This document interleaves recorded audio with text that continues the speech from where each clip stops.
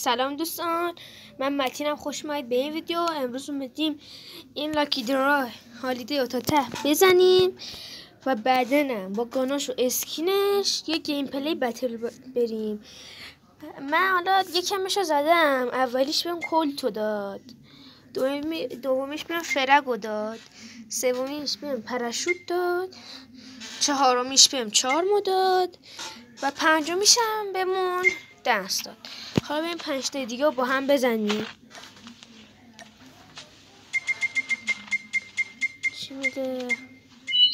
اسکینو داد.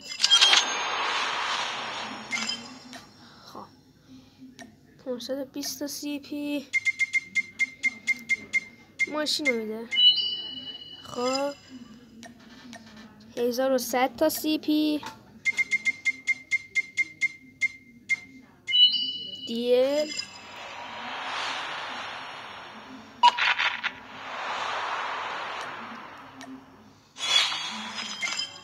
خب 1400 تا سی پی و اجار. بله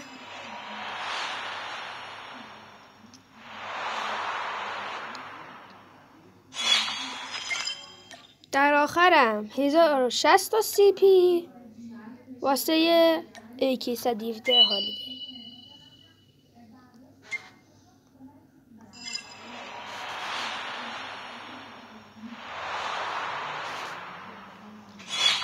خب دوستان، از ویدیو امروزمون امیدوارم خوشتون اومده باشه.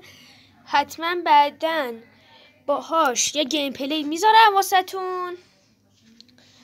پس لطف کنید همین الان چنل رو سابسکرایب کنید و این ویدیو رو لایک کنید تا ویدیوهای بعدی با من باشید. فعلا خداحافظ تا ویدیو بعدی. خداحافظ.